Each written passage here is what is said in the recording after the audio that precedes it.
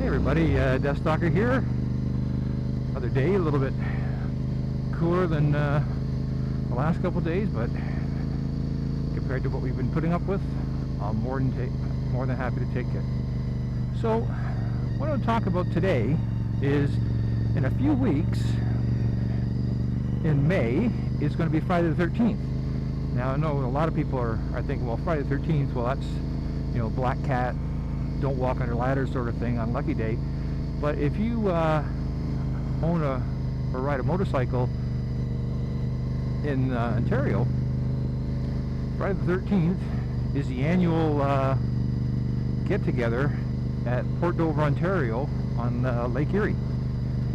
And a little bit of backstory on that is, back in 1981, a gentleman by the name of Chris Simmons got together with about 25 of his friends in November on Friday the 13th at a local hotel.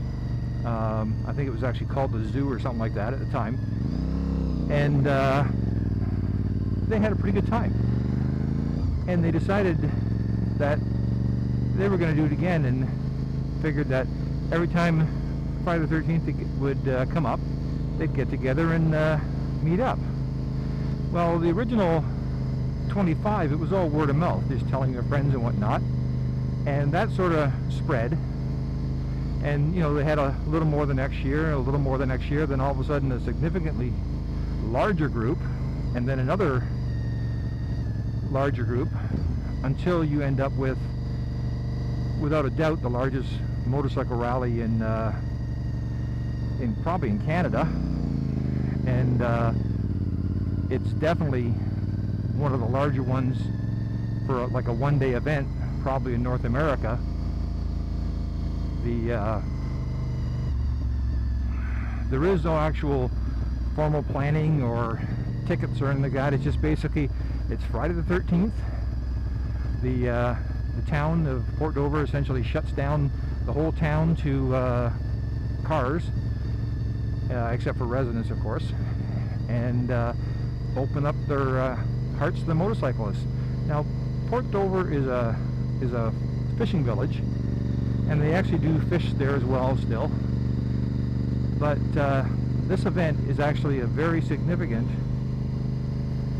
boost to their economy. Just to give you a rough idea, if the weather is crappy, now for example, I'm going to be going, unless of course the weather's crappy. If it's pouring down rain, I have to admit I'm about 80% cat and I don't like water, and I won't be going.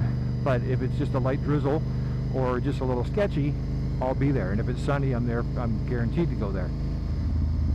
But on a day when the weather's kind of crappy in the summertime or spring and whatnot, they are looking at probably between 30 and 50,000 people on motorcycles showing up for this, literally for one day.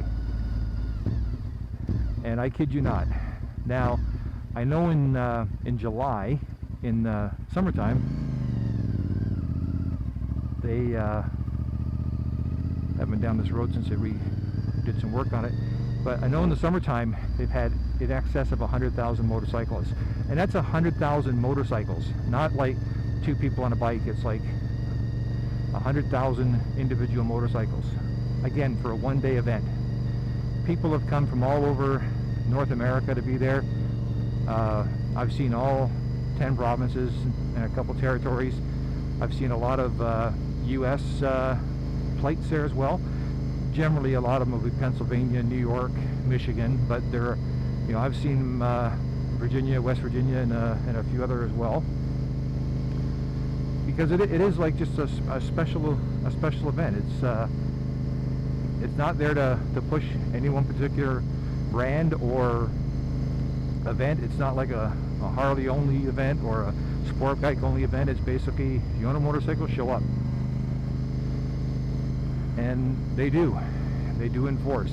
Now, I'm not going to lie to you, the vast majority of the bikes that are going to be there are going to be Harley or Harley type bikes. If you look at the photographs I'm going to put up here, you'll actually see, I've seen some pretty cool bikes.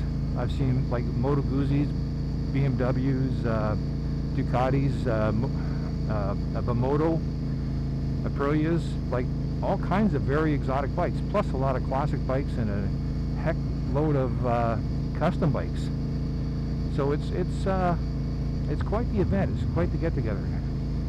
So I highly recommend you come out, and if you are in the area and you have the day off, come on out and experience.